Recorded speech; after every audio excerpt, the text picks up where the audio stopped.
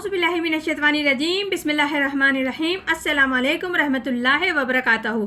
जिस तरह कल हमने सूरह आले इमरान की चंद आयतों का तर्जुमा तफसीर और खुलासा बयान किया था, जिसमें इरशाद रब्बानी हो रहा था कि ये किस्सा हम पढ़कर सुनाते हैं तुमको निशानियों और हिकमत वाले ज़िक्र में से। आगे इरशाद रब्बानी है कि इन्ना मिसला ईसा इंदल्लाह का मसील आदम, बेशक ईसा की मिसाल अल्लाह के नज़दीक ऐसी है जैसे आदम की।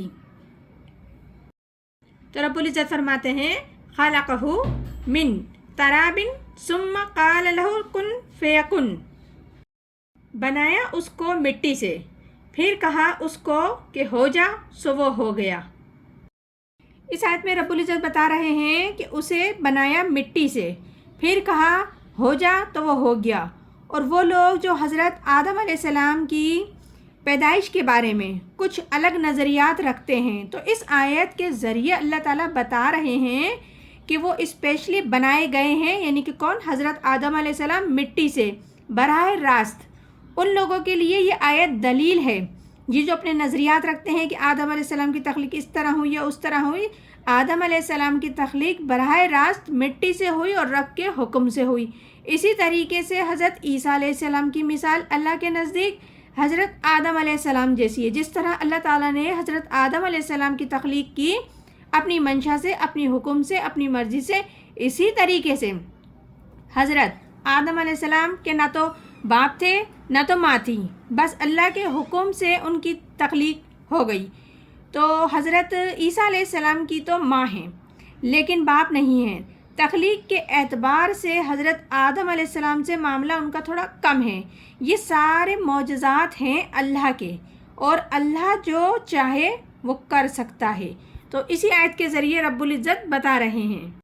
आगे इरशाद रब्बानी है अल हक़्क़ु मिन रब्बिका फला तकुन मिनल मुमतरीन, और वो हक़ है जो तेरे रब की तरफ से है, फिर तू मत हो शक करने वालों में से।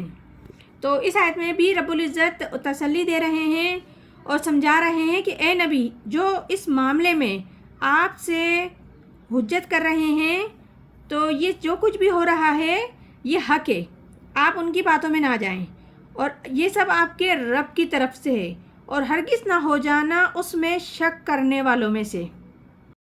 आगे रब्बुल इज़्ज़त फरमा रहे हैं फ़मन हज्जका फ़ीहा मिन बाद मा जाअका मिनल इल्मी फ़कुल तआलू नदू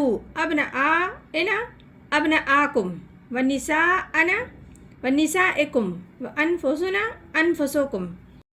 फिर जो कोई झगड़ा कर रहे हैं तुझसे इस किस्से में, बात उसके कि आ चुका तेरे पास इल्म, तो तू कह दे आओ, बुलाएं, सबको बुलाओ, हम अपने बेटों को, तुम्हारे बेटों को, अपनी औरतों को, तुम्हारी औरतों को, अपनी जान और तुम्हारी जान, सबको जमा करो एक साथ।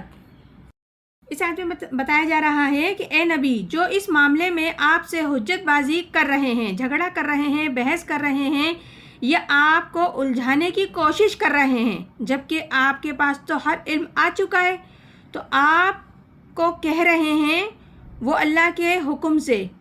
तो अल्लाह आपको हुक्म दे रहा है कि ए नबी, आप उनसे कह दीजिए कि अच्छा अब आओ। उनके दो बड़े पादरी थे कि उनके ज़ेरे तहत 70 अफराद थे। कई दिन तक ये मामला चलता रहा, बहसबाजी चलती रही, ये हुज्जत करते रहे। आखिर में रब्बुल इज़्ज़त ने फरमाया कि ए नबी, उनसे कहो कि बुला लो, हम भी बुलाते हैं अपने बेटों को, तुम भी बुलाओ अपने बेटों को, हम भी बुलाते हैं अपनी औरतों को, तुम भी बुलाओ अपनी औरतों को, हम भी आ जाते हैं और तुम भी आ जाओ। आगे रब्बुल इज़्ज़त फिर क्या फरमा रहे हैं सुम्मा नबतहिल फनजअल लअनतुल्लाहि अलल काज़िबीन। फिर इल्तिजा करें हम सब और लानत करे अल्लाह उन पर जो झूठे हैं।